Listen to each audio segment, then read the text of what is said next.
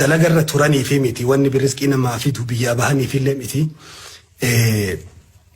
Rabbiin yeroo gabaabaa keessatti waan har'a nyaattanii miti waan haga guyyaa qiyaamaatti ilmaan teessan firri keessan nyaatu rabbi galgala kana isinii harabadu rabbi.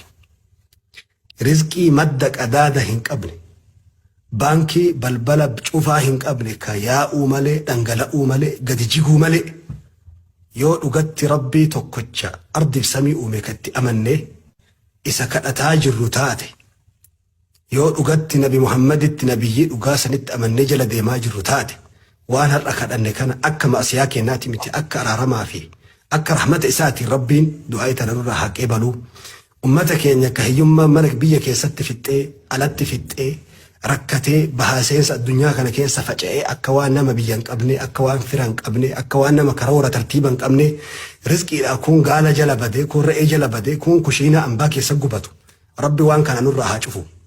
Rizqiidhaan gabrummaa ammayyaaween nama miliyoona tokko 700,000 ilaa yoominaa haadha haga guyyaa har'aatti xayyaaraan fe'anii biyyarraa yaasan akka waan ummata nama biyya hin qabne kanallee rabbi nurraa dhaabee rizqii bareedduu biyyuma keenyatti wanni hanga biyyuma ofiitti rizqii argatu biyyuma ofiitti wanni kana caala mi'aawu addunyaa tana gubbaa hin jiru.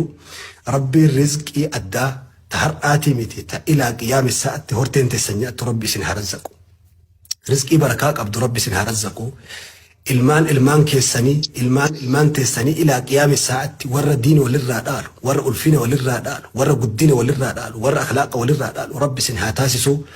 Nama biyya ambaa keessatti rakkoon adda addaa isa mudattee cinqaa keessa jiru kayaanni ibidda itti qabee wayitanii gadi ciisu quuqaan bitaa mirgaan itti dhaabattu rabbi idan irraa haa buqqisu. Rabbi idan isin irraa haa buqqisu. Nama keessi isaa imaanaan miidhame hanqina imaanaatiin miidhame rabbi idan qoma kee akka baradoo namni wayita dheebotee bobahee keessi isaa kun wayita bishaan argatee qabbana rabbiin qoma kee kan maasiyaa gargaraatiin gubate san imaana rabbi idan si haa qabbaneessu. Sammuu kee ka akka gammoojjiyoo beekumsa dhabee rakkoo adda addaa keessa jiru rabbiin beekumsa ofii itti roobee bataa kee kana rabbi beekumsaan si haa gabbisu. Harka kee kana rabbi rizqii si haa guutu qaama kee kana rabbi fayyaan si haa guutu jiruu tee tana rabbi barakaan haa guutu. Waan silaa khayrii addunyaa akiraa keessa kaahi rabbi walitti isin haa qabu.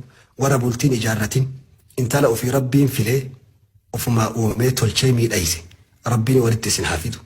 Isii bultiin ijaarratin mucaa duniyaa gubbatti rabbiin kiyya jedheeni ofin itti roobse ka ofii rabbi guddisee ofumaa isaati qulqulleesse rabbi walitti isin haa fidu.